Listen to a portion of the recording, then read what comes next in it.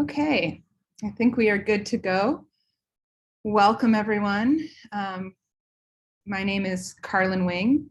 I am the chair of media studies at Scripps College, and I'm also part of the steering committee of the Science, Technology, and Society program at the Claremont Colleges. I'm so happy to be here today. This is the second time that we are in collaboration with the Silicon Valley Archives at Stanford University. The first time was for a talk by Nick Ramos, which was coordinated with the Science, Technology, and Societies program. And today we are here with the assistance and funding of Intercollegiate Media Studies and the Dean of Faculty at Scripps College.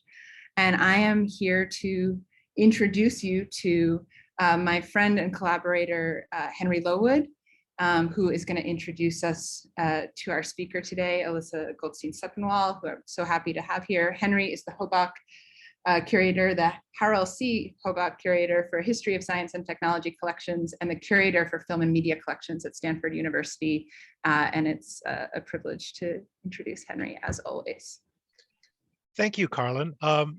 It's also a privilege for me to be here with you and to introduce Alyssa Sepinwall. It's always the most fun to introduce someone when you know that that person has a connection to Stanford, which Alyssa does.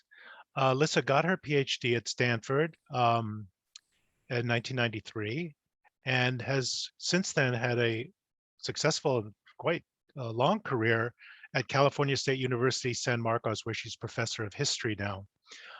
She'll be talking to you about her most recent book today, but I wanted you to know that that's not the only book she's written. She's responsible for several others.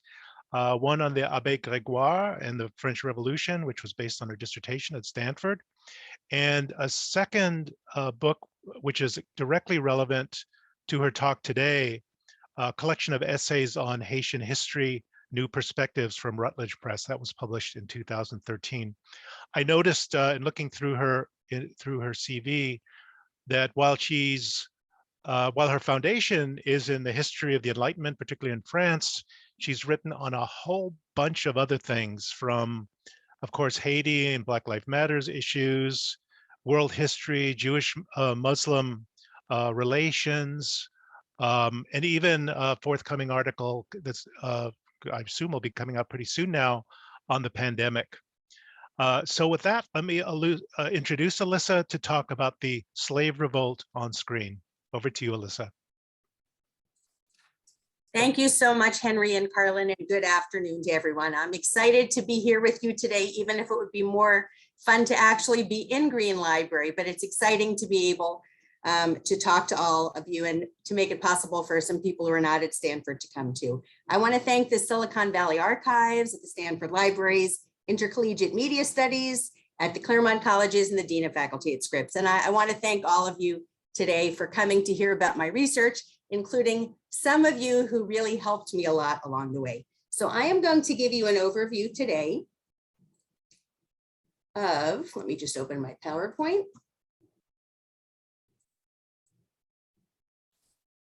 All right, so I'm going to be giving you an overview of my book, Slave Revolt on Screen, the Haitian Revolution in Film and Video Games. And then I'll look forward to going into more detail with you in questions. So I'm going to talk about how I came to write this book.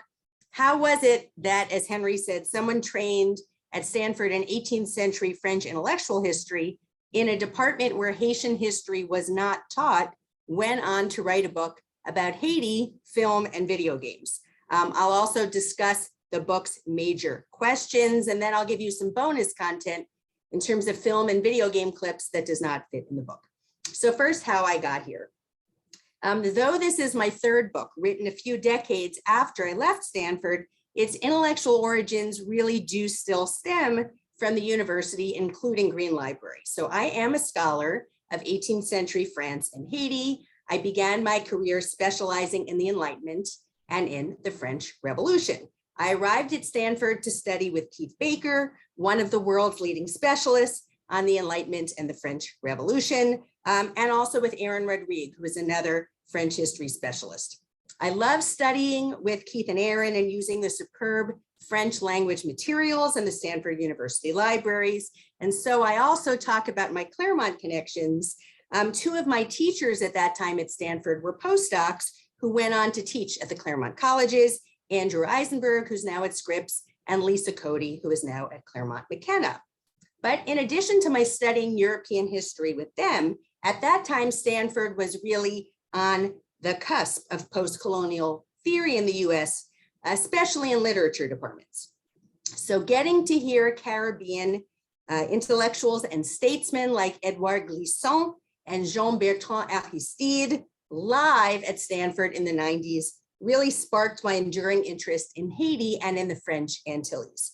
So another one of the most impactful set of intellectual connections and influences in those years was the Pioneering Empires and Cultures group, which spanned the university and which several of us founded along with Richard Roberts, Joel Bainin, and Akhil Gupta. So my coursework had focused more on metropolitan Europe, but that group gave me a really solid foundation for thinking comparatively about empire and about colonial representations and resistance.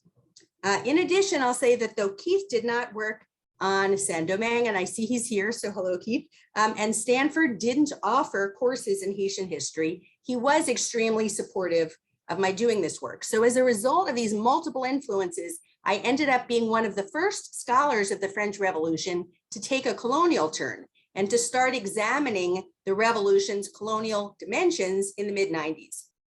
Today, it's much more common for people who work on France to include the colonies, but at that time, most scholars of France focused on the French metropole, the so-called hexagon, and largely ignored France's empire.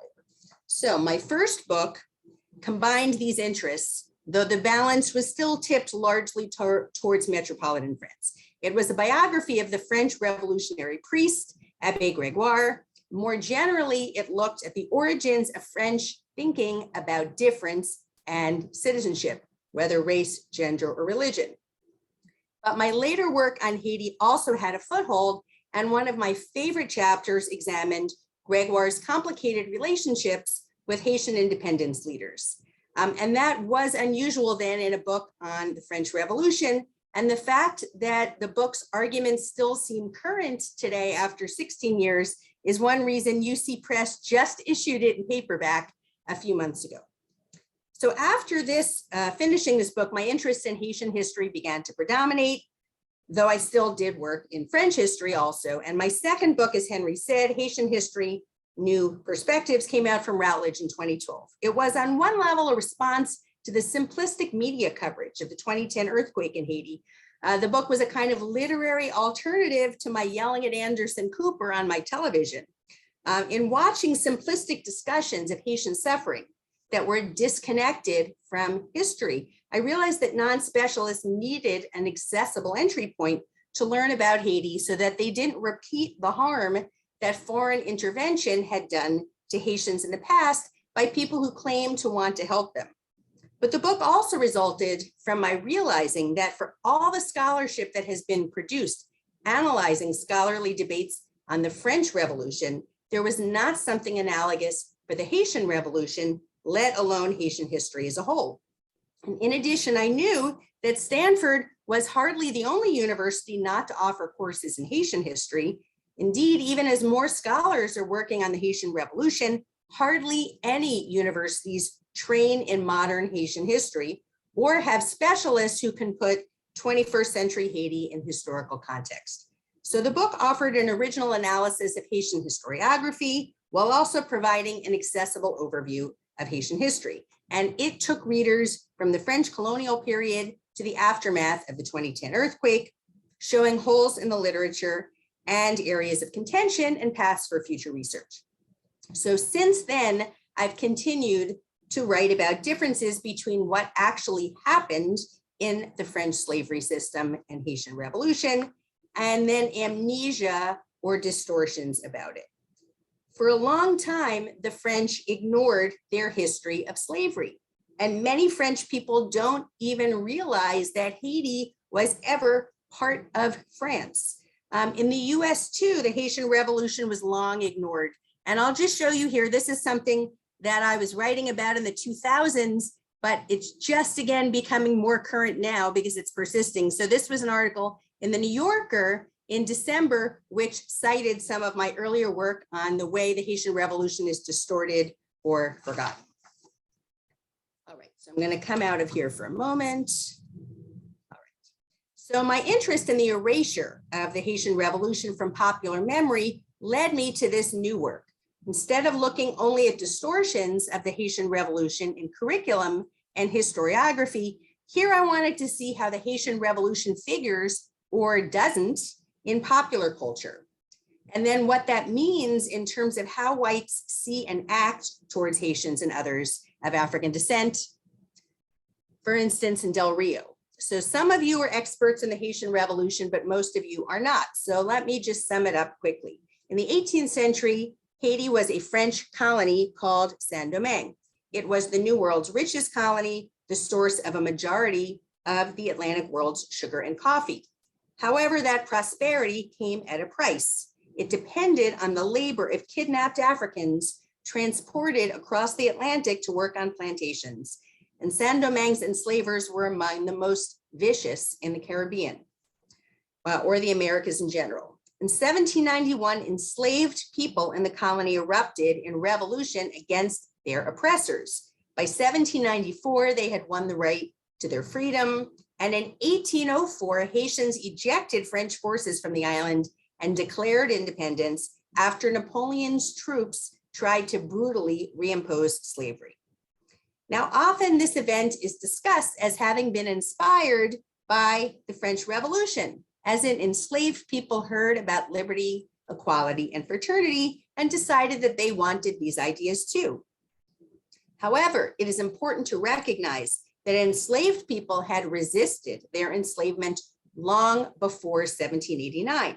As Professor Baina Bello has underlined, they did so since the first moment they were kidnapped in Africa. Moreover, the discourse of France spreading ideas of liberation to Haiti actually whitewashes French oppression and transforms enslavers into liberators. And I should note that it's important to remember that around the Atlantic in the US and elsewhere, Haitian refugees were often seen as dangerous. Efforts to prevent them coming, as Ashley White and Sarah Johnson have shown us, to keep their quote unquote contagion out of the US and keep them from inspiring US blacks to follow their example stems from the 1790s. So let me come back then to my slideshow. All right, so if you are not an expert on the Haitian Revolution, but are hearing about this for the first time, that begs the question, why is there less awareness of the Haitian Revolution than of other famous revolutions of the time? In Michel Rolfe-Trouillot's words, why has the Haitian Revolution been silenced? Indeed, the Haitian Revolution was one of the most important events in modern world history. I don't even have time to go into the details of all the ways that it inspired people of African descent around the world and caused fear among whites. So as part of thinking about why the Haitian Revolution is relatively so obscure and why so little respect is often shown to Haitians, I realized that its absence on screen was one reason. As scholars of film and history have noted, the general public often learns history more from Hollywood than from historiography. So one of the innovations of my book is that it's the first on films on the Haitian Revolution and on Slave Revolt cinema more generally. I ask a series of questions as I examine the world of cinema as well as that of games. So first, why hasn't Hollywood made an epic film about the Haitian Revolution when there are scores of films on other revolutions? What is it about this story of Blacks fighting back to win their freedom against colonial oppression rather than waiting peacefully that has seemed radioactive to Hollywood funders? Second, though many people think that there has never been a film about the Haitian Revolution, I did find several that did exist, especially from European directors. I also found a forgotten Hollywood film set amidst the Haitian Revolution from 1952 called Lydia Bailey. as well as other US and European documentaries and shorts. So for these films, I ask, how well did foreign directors portray the Haitian Revolution? And I argue that even when they are well-intentioned, foreign filmmakers often distort the revolution's history, resorting to stereotypes about Haitians and people of African descent and portraying them according to disparaging tropes. And I should note, while I'm being hosted by an archive, that for the next part of this work, I had to be much more creative than for the first section. If I had to depend only on conventional archives, my book would have included only this first section on foreign films, meaning non-Haitian, and on unmade films. Because if I had to depend only on conventional archives, I would have discussed this handful of US and European films. I could have obtained DVDs of films such as the Toussaint Louverture miniseries from France and Gillo Pontecorvo's film Burn, because the studios that made them are large and wealthy and have released them on DVD, and many universities own them. And as a dogged researcher, I could also have learned about the debates behind the making of Lydia Bailey, as I was able to do in sturdy and beautifully lit archives around the US of several people involved in the making of that film. This is because film archives at wealthy universities and other institutions preserve the papers of screenwriters and directors. Even if other scholars had not thought to mine them before I went looking for these films, these archives awaited me thanks to the wonderful archivists who had accepted, organized, and cataloged their papers. Again, once I had the idea to look for them at the Oscars Library at USC and at Boston University. So I could have analyzed foreign cinematic representations of the Haitian Revolution and their strengths and weaknesses, and I could have looked at the makings of some of these films, and that would have been my book. I could also have examined the failure of some unfunded film projects, especially by African-American filmmakers, thanks to the Schoenberg Center for Research in Black Culture in New York, which preserves the papers of Black intellectuals. This still would have been an important contribution as the first book on Haitian Revolution cinema and as a critique of Western representations of Haitians. However, what Michel Rolfe-Trouillot has taught us about silences in the archives is absolutely true for a topic like film. Whose work gets preserved? Who gets interviewed about their films in major publications? In my book, I argue that the economic legacies of slavery and colonialism shape what we get to see on screen.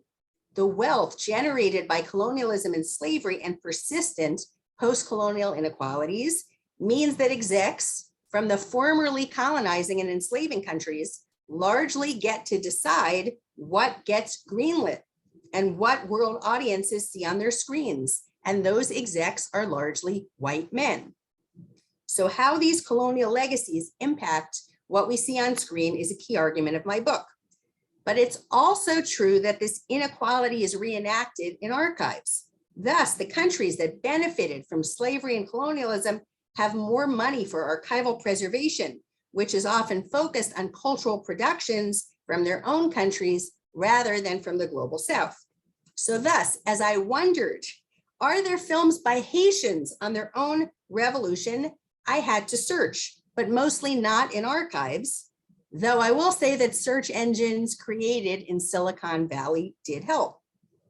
North American university libraries generally do not own these films, and for many, many reasons too complicated to discuss right now, the Haitian state is not wealthy enough to have its own network of national and departmental archives, let alone media libraries like in France. Moreover, unlike for directors from wealthy countries for whom there were many published interviews, there were not published interviews for many of the Haitian films I found. So to learn about Haitian films and their directors, I had to gather my own archive. This involved trying to find Haitian directors and or actors using social media or other connections, first to obtain their films and second to interview them. And once I did that, I was able to ask and see these films, what does it look like when Haitians get to narrate the story of their own revolution on screen and celebrate their ancestors, even if these films are shorter and lower budget than Hollywood films? Finally, I looked to another site of screen representations of slave revolt in Haiti video games. Now, I should say that the Stanford University libraries have been on the leading edge of taking video games seriously as an archival material and thinking about how to preserve them. And because of one of our guests that I see here, I'll add American University does this too.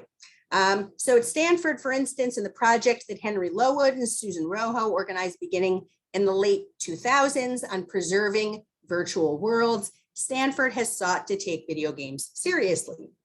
Even so, libraries' holdings of video games are much slimmer than those of other materials. So it was only by looking outside of formal archives and at gamer-generated content that I was able to discover that there have been several video games on slave revolt in colonial Haiti, even if they are not held in traditional libraries.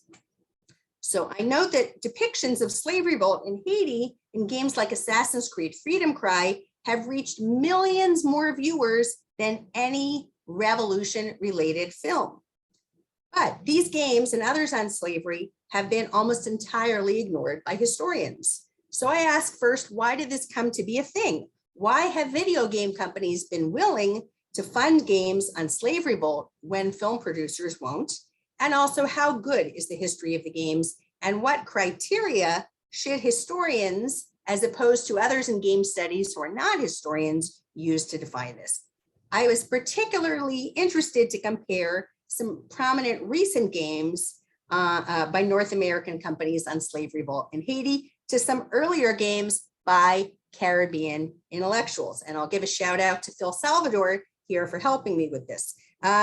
But because this medium of cultural production was not taken seriously, scholars did not even realize that Patrick Chamoiseau, one of the Caribbean's and France's most acclaimed novelists, had also written video games.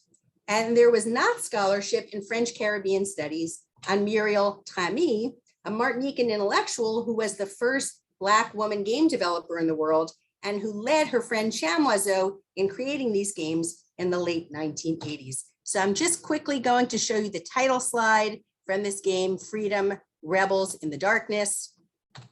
And here's a text by Chamoiseau in the game. And because I'm going to be exiting the slideshow, I just want to quickly show you the book's table of contents before I reflect a little more and show you some clips. So this is the first section of the book, Foreign Views of the Revolution. I look at films from the US and Europe, films from the Caribbean, Lydia Bailey. Chapter 4, I look at this issue of unfunded films. If they don't have a white hero in the plot, this seems to be problematic for white Hollywood executives. I look at Chris Rock's film Top 5, and I look at documentaries and shorts. All right, seem to be stuck here. All right, the second part of the book looks at films by Haitians, and the last part looks at video games. So I will just leave here then and say that in talking about these games, my book is not just the first on Haitian Revolution and slavery video games, but one of the first books by a historian on video games on any time period.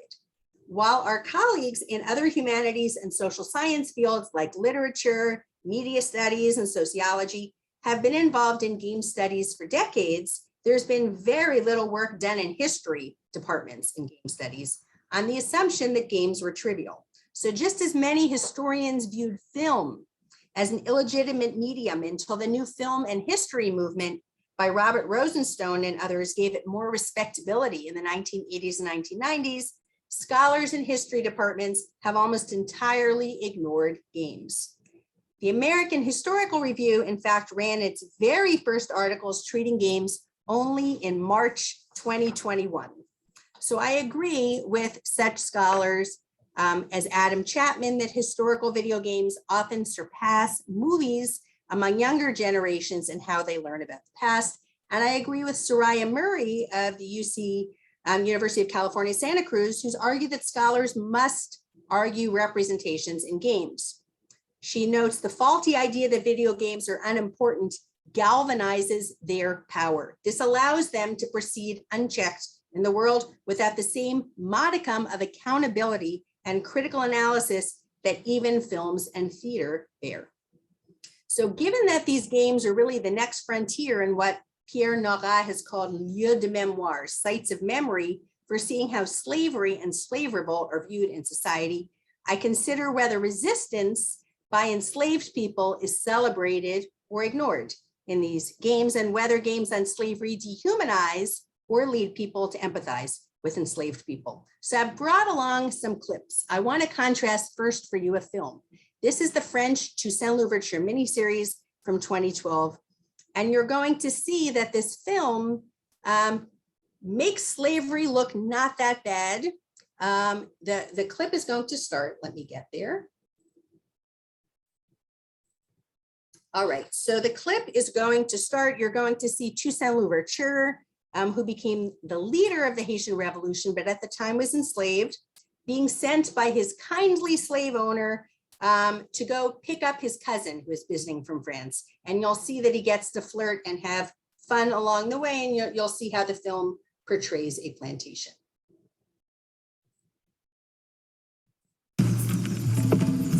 Comment vais-je le reconnaître, votre cousin? À sa robe. À sa robe? Oui, il est prêtre. Ce ne sont pas les prêtres qui manquent au cap. Alors il arrive à bord du 4 mains à la fortune. Tu ne peux pas le manquer. Je vais en profiter pour acheter les fers pour les chevaux. Soit. Allez, file. Allez!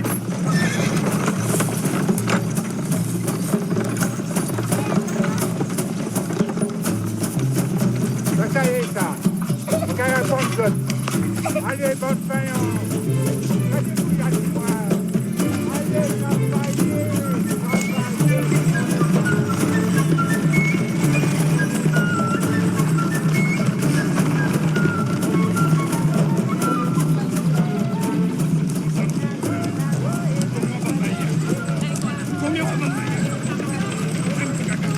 Allez, travaillez.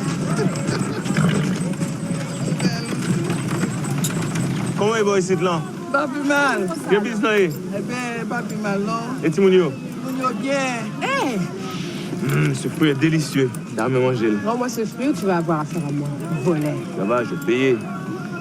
Cette jolie paire de melons, il y en a à vendre aussi? Oh!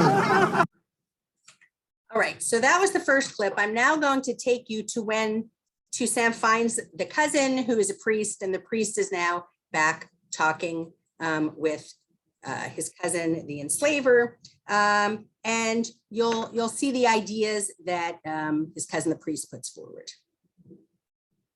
La balance du commerce de la France nous est largement favorable. Ne pourrait-on pas les affranchir et les faire travailler autrement que sous la contrainte et le fouet? Mais parce que vous croyez que les autres pays esclavagistes feraient de même? Pourquoi ne pas donner l'exemple? Vous pourriez commencer par ce garçon qui est venu me chercher. Je me paru intelligent. Je lui ai prêté un ouvrage de l'abbé Rénal, un disciple de Diderot. Non mais cousin, redescendez sur terre. Toussaint est un esclave, il ne sait pas lire. Ah bon? Ah. Eh bien, il mériterait qu'on lui apprenne. À quoi bon? C'est mon meilleur cocher, il soigne mes animaux malades, c'est tout ce que je lui demande. S'il apprenait à lire et à écrire, vous en tireriez un meilleur parti. Idée de jésuite. Paul, le cousin du baron de Liberta, est resté plusieurs années dans l'île. Il m'a appris à lire, à écrire. Il ne manque au nègre qu'un chef assez courageux pour les conduire à la vengeance et à la révolte. Où est-il ce grand homme que la nature doit peut-être à l'honneur de l'espèce humaine? Où est-il ce Spartacus nouveau? Ce Spartacus nouveau. It's just going to jump forward to the future when Toussaint Louverture is in a French prison now. L'histoire des deux scènes de l'abbé Rénal. Ce livre est formidable. J'ai lu cet ouvrage. On l'attribue en grande partie à Diderot. Peu importe, il m'a ouvert les yeux. À l'époque, je me croyais heureux sur la plantation de mon maître, alors que je n'étais qu'un esclave un peu mieux loti que les autres. All right, so this clip is revealing because it puts forward the shocking idea that Haitians were happy with their condition and that slavery was not so bad until suddenly a nice white person from France taught Toussaint Louverture to read. And then suddenly he learned from French books that slavery was not okay. And this, of course, leaves out that it was discouraged or even forbidden for enslaved people to learn to read or write in different parts of the Atlantic on the principle that then enslaved people could see contradictions in laws. So that's an example of a French film, and that's one of the highest budget films on the Haitian Revolution. And often historians consider films to be more trustworthy than video games. But I'd like to contrast the view of slavery in Haiti with that from a video game. So I'm going to show you some cutscenes from Assassin's Creed Freedom Cry. This is going to begin with the game's protagonist, a formerly enslaved man named Adewale, washing up on Saint-Domingue's coast. You'll see how the game depicts slavery and how this compares to the Toussaint Louverture film.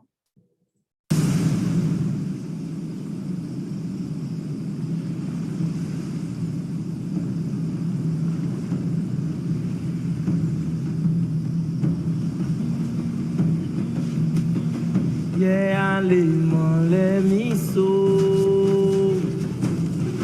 batalai.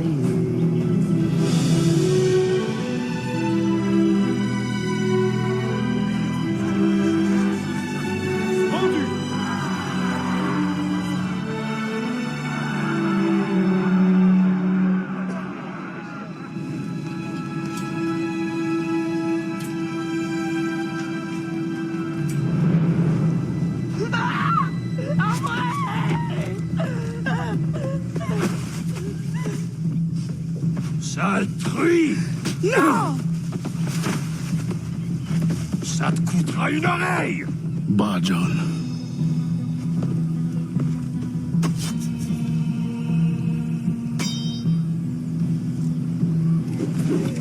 Get back! Merci!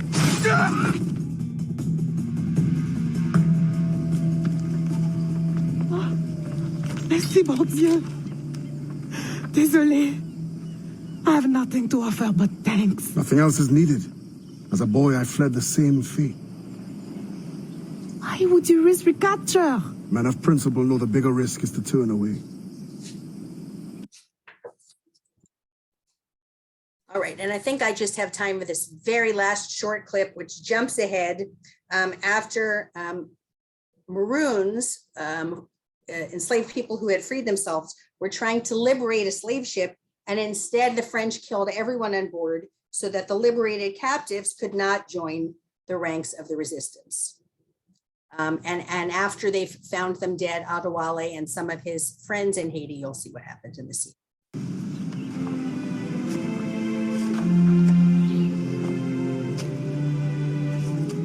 Gouverneur de Fayette. I thought I understood his indifference. I did not anticipate the extent of his heartlessness. You tried to warn me. We are all guilty. The governor will pay with his own life. My creed demands that I see to it. C'est la main. C'est raté. Revenge is cold comfort. Once the fire is gone, another tyrant will take his place. His death must give this generation of warriors hope. They must not abandon the goal of independence. And the death of these souls? Some barely knew life. We will always mourn them. All right, so in some ways that scene is completely ridiculous because Maroons stayed far from the coast to avoid recapture. So they would not have been near the coast trying to liberate others. But I think you still get a much better sense in these two clips of who the French were and what the slave system was like in this video game than in the much higher budget French Toussaint Louverture miniseries and other bad foreign films in the Haitian Revolution. So as I hinted in these clips, I argue that some of the video games on Haiti present perspectives of enslaved peoples better and make the Haitian Revolution more thinkable than in most existing films. So those are just two examples of the films and games I analyzed. I want to just close with one note, because otherwise I think it seems strange for me to just talk about Haiti in an academic way today. It might sound more trivial for me to write about pop culture than when I wrote about intellectual history, but I think that representations are not a sideline to history, but a crucial topic. And this new work connects to my earlier work on the failures of earthquake reconstruction in Haiti, because representation matters. And when Haitians are dehumanized in how they are depicted, I would argue, in schools, in sites of memory, and in popular culture, when they're robbed of agency, portrayed as passive, poor, dumb, or violent. While we minimize French or US violence towards them, we end up with officials who have no problem treating Haitians in brutal ways now and doing what we saw last week in Del Rio. So with that, I thank you very much for coming and listening, and I'm happy to take your questions and to give more detail. Thank you. Thank you, Alyssa. It's great. Let's see. I think I'm going to start with a question, and I encourage everyone while I'm asking the question, Alyssa's answering it, to submit your own questions so that we have a nice little backlog of questions to get to when Alyssa is finished. And I guess, Alyssa, I just wondered, when you were looking at the games in particular, did you see anything that told you what the publishers or what the game studios were up to? Maybe marketing literature or something in the press, or what brought them to that topic? Can you tell us anything about that? Yeah, so I think that I'll contrast just two games. Assassin's Creed Freedom Cry, I think Ubisoft released Freedom Cry as part of a wave of trying to respond in the 2010s to critiques that games reflected white male perspectives too much, and also in recognizing that Black and other gamers buy games too. So they were trying to give different kinds of stories than the traditional white male stories. How that worked out for them in terms of backlash is a completely different story. The developer of that game, Jill Murray, won a Writers Guild Award for one of her games, but there were a lot of studio executives afterwards who wanted to go back to traditional games with white male protagonists. As for the games from the French Caribbean, I got to interview Muriel Tramy, and she's told me that, because it's kind of crazy to imagine in the 1980s, a French game studio making a game that had players play as enslaved people killing white colonists. And she said that she was given complete intellectual freedom at the studio. It was a different era. Video games were still a relatively new medium. And she said that she had the same kind of artistic freedom that a certain New York director, whose name I won't mention, had in his films, that kind of artistic license. Yeah, that's interesting. I don't know, I had not known about the two games you made and the people who developed them at all. Do you know if there's an archive now that you've uncovered that this is going to be preserved somewhere? Is there any indication of that? Phil Salvador was here when I was able to check at the beginning, and he's the new media librarian at American University, and he's also a vintage game aficionado. And he helped kind of rediscover these games. And people put on archive.org, which is another kind of archive, right? That's not sure, Internet Archive. The game code. And so those are the kinds of gamer generated archives that I had to use, screenshots, playthroughs, and then he helped me to figure out, because I'm not an expert at vintage games, how to download it and play it by emulation. And I'll note that I did look in the catalog, and you do own some of Muriel Tramy's games, like Lost in Time, although I think her name isn't in the record, but you are far ahead of other libraries in that regard, in that you have some of these. And I'm not sure you have the Freedom Cry DLC, but you seem to have a lot of other Assassin's Creed games and Mediatex. So that's bravo to Stanford for that. Good, thank you. Okay, this from Alice Petty, my former colleague and still sort of colleague, Alice Petty.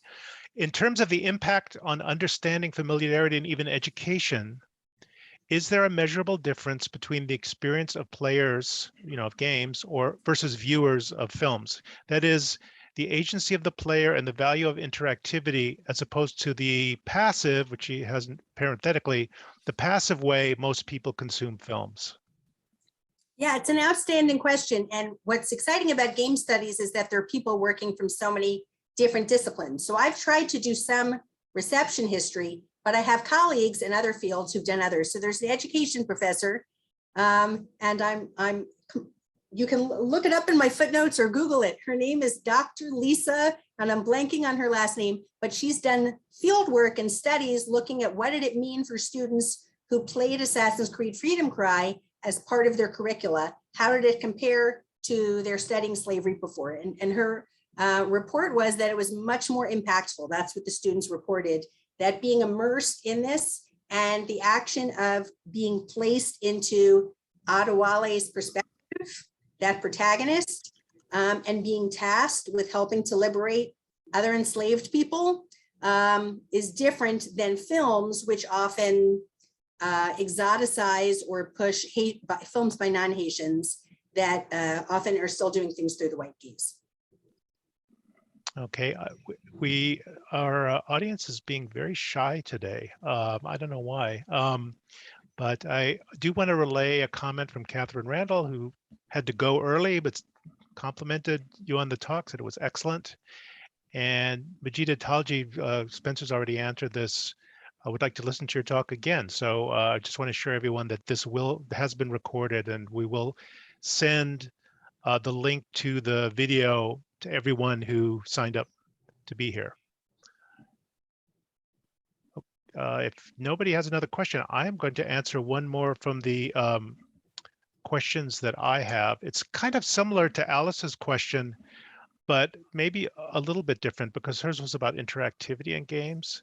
And I just wondered, this is like from way back, I guess when I was a graduate student, I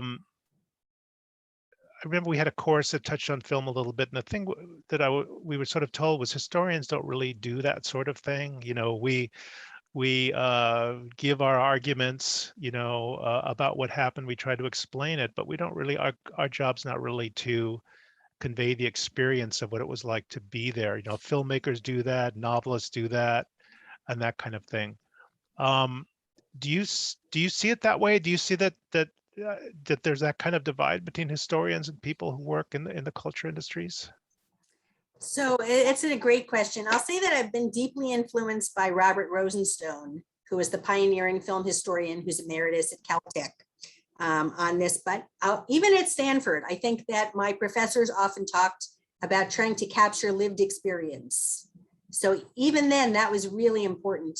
And that's why for a historian like me or Robert Rosenstone or my colleague Lawrence Barron, who also works on film, that's one of the really amazing things about historical films. And so what Rosenstone argued for historians is that if we are going to evaluate them the same way as monographs, is it factual? Are there any errors? Every single film is going to be wanting. And we're going to say wrong, wrong, wrong, wrong. Terrible film, that person didn't exist, that happened in a different time. And Rosenstone said we need to apply different criteria to film because it's a different medium. And he said a film that tried to stick exactly only to what happened would be better aid for sleep. It would be sleep inducing rather than what a film needs to do, especially in the compressed time that a film is, right? Normally, if a film is not 90 to 120 minutes, it's not going to get seen. So he said it's going to involve invention. It's going to involve compression of a bunch of different people, maybe into a few characters. But the real question is, does it bring to life truths about history that otherwise you might not see on the written page, and are the larger truths? So for me, that's what I'm looking at in film and video games. If there's an error of dating, that does not bother me as much as whether the game is neo-colonialist or the film, and whether it whitewashes enslavers and does not let people understand why there was a revolt against slavery, or if it overemphasizes violence by Haitians and minimizes that by the French. Okay, and I will take back everything I said about people being shy, because now we have a list of questions. First of all, from Majida Talji again, what is the impact of these games, and movies on people's position towards Haitians? So it's a really interesting question. And I think there could be more research. One way that I tried to measure the impact of games was looking on Twitter and seeing what people were saying when they played them. Certainly, I think that some of these games, some of these films that are more neo-colonialist, they just reaffirm the stereotypes that people already have. I'll say in my own experience in classes, I think that sometimes a film can change someone's life. It can completely change the way that they look at the world. And I certainly have had students analyze cutscenes from games and argued, for instance, that some of the cutscenes in Assassin's Creed Freedom Cry made enslavement more vivid than just reading texts. But I think that's a great question, and I need to do more work on that. Okay, from Tiffany Florville, fabulous talk. Can you share more about the contemporary moment in Haiti, games and films? Are there new games and or films being developed now given the current dynamics there? So I assume that means about more current topics. Right, so here we come back to the issue of economic inequality. And again, I don't want to go into too much detail about the impact of the international community on Haiti and rigging elections and doing other things, but they're definitely not games being developed in Haiti now. People have enough trouble getting stable electricity each day. And right now, unfortunately, many of the filmmakers that I am in touch with and wrote about are feeling that leaving the country, at least for a little while right now, is going to be more stable. The current government, and again, this takes me a little farther afoot, but since the question was asked, Daniel Foote, who was the US envoy to Haiti, wrote this blistering letter last week that I encourage everyone to read, in which he admitted that the US has been rigging elections in Haiti and not allowing people to choose their own leaders, and that we have befriended this illegitimate party, the PHTK. So under the PHTK, there's been kidnapping of filmmakers. So it's not a period right now that has been great for filmmaking, but it's another reason why I'm eager to help Haitians find stability and be able to chart their own path without our meddling. Okay, and now from Keith Baker. Hi, Keith. And Keith asks, well, first he thanks you with great research and fascinating materials, and a question from an ignoramus. Well, that's Keith saying that. We know it's not true. He says, how is the game you showed played? Do players have choices to make? What range of choices, perspectives are open to them? That is a terrific question, Keith. And so what I showed you was linear. That was cutscenes and playthrough. And players have choices of missions as they're going along. And sometimes they can choose, do they want to kill an overseer, or do they want to go look at bonus content? And that's one of the interesting things about Assassin's Creed Freedom Cry, is that it has an in-game wiki. And as you're playing, if you advance a certain amount, suddenly it pops up and there's well-sourced information about plantation life in Saint-Domingue or about Vodou. So that's something that's not captured in the clips that I showed. But the game is still linear. There are video games, and Henry knows this even better than I do, that are called sandbox games, where you can just kind of play around and there's not a storyline. But Assassin's Freedom Cry has chapters and a storyline. And if you are not getting yourself killed and the game being over, you eventually reach the end. And so what I showed is part of this narrative of cutscenes, these interludes after you complete a mission where you're rewarded with a bonus video. And when you string them together, it is almost like a movie. So that's what I tried to show there. I hope that answered the question a little bit. Okay, one more from Alice Petty. Does the fact that games seem to allow for a more graphic depiction of violence give that medium an advantage in terms of more accurately portraying the experience of slavery, oppression, resistance, and revolution? I think that's a really super question, Alice. And I think that there's definitely something there. I think that studio execs, if you look at the things that they've said to filmmakers trying to make Haitian Revolution films, there is fear of showing violence by Black people against white people, especially if there's no white hero. That's what executives said to Danny Glover when he tried to make a Haitian Revolution movie. Where are the white heroes? And he didn't want to add and invent white heroes into a Haitian Revolution film. But games, right, as you noted, games often depend on violence, and violence is not seen as something negative by many players. It's more celebrated. So I think that's one of the things that made this possible. And in terms of Assassin's Creed Freedom Cry, Adewale had started off as a kind of minor character in another game, and he turned out to be very popular. And that's one reason that the studio decided to give him this spin-off. Okay, I think Carlin's going to take over with the last question now. Okay, yes, here I am. Thank you so much for that fabulous talk and for giving us so much to think about. And I think I'm torn. I have so many different questions I could ask you. I really appreciated the attention you gave to and the ways you walked us through the problem of the silences in the archive and your strategy of using social media to find directors and actors. And so maybe I have kind of going to sneak in two questions. One is, Ubisoft does this to some extent, but what you walked us through made me think about the problem for any game that's doing historical representation, that these companies, I imagine, are not bringing the trained historian's viewpoint of an understanding of the silence in the archive. So I'm wondering what other strategies you've seen successfully used that address silences in the archives. And then the other thing I'm thinking about is a question that one of my students asked yesterday, which is, okay, even if the game does a better job than all these much more terrible games that we've had in the past from AAA companies, post-production and the culture of the production of these games has so many forms of racism and so many kind of elements of colonialism and neocolonialism still embedded in the relational and economic structures. So my student's question was like, well, does this just become a different kind of wallpapering, basically? So that's, I don't know how to. Those are super questions. I'm going to start with the second one. And I'm going to say that in analyzing Assassin's Creed Freedom Cry, I was mindful of my subject position.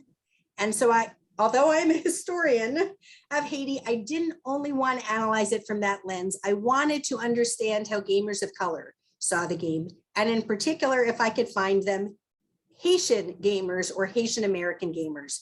So one of the people that I really drew inspiration from was Evan Narcisse, who is a really important Haitian American game critic who's become a game developer also. And he wrote a number of really powerful blog pieces about how he felt seen, how he'd never played a game like this before, although he also discussed some of his reservations about Assassin's Creed Freedom Cry. So that's one thing I'd say.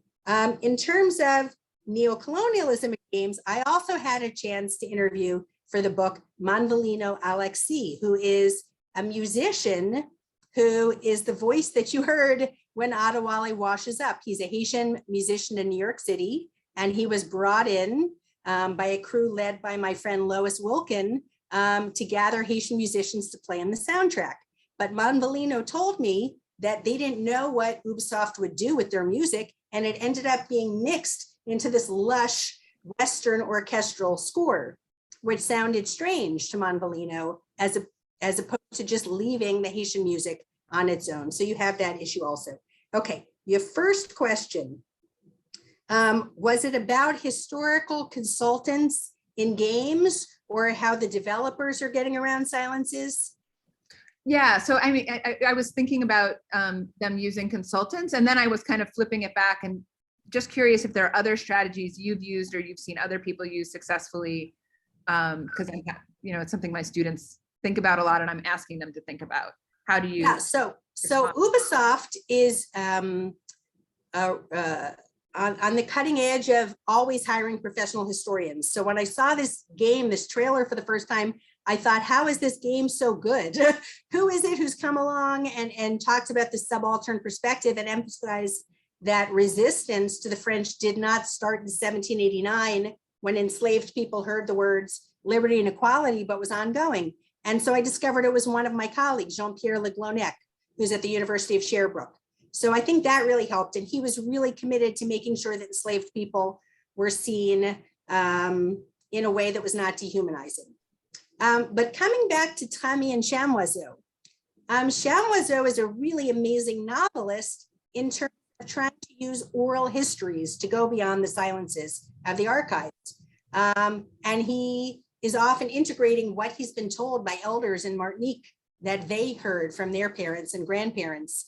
And so he was able to put that into his game and the kinds of things that people said. So in that way, I think especially Freedom, Rebels in the Darkness and Mawillo are like the best historical fiction that's done by Caribbean intellectuals that goes around the silence of archives, which often present perspectives of enslavers, right? They're the ones who left the records that were preserved and who are not tortured for trying to learn to read or write.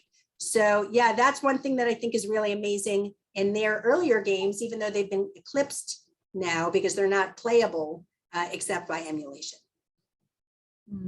Wow, fantastic. Thank you so much. Thank you for your book, which I encourage everyone, if they haven't had a chance to go get it yet, it's really great. If you're a game studies person, pairing it with Adrienne Shaw's piece on the problems of realism in Assassin's Creed. She looks at the American Revolution thing, just a little, that was a really good discussion for my class.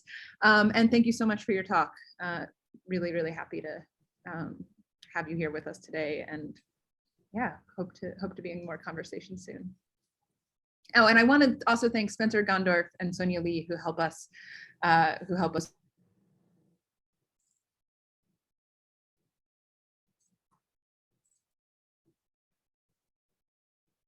Spencer muted me right as I was thanking him. Spencer and Sonia, thank you so much for your work, and Henry, as always, thank you so much. And yeah, a final thank you to Alyssa Sepinwall for being with us today, and thank you all for coming to this.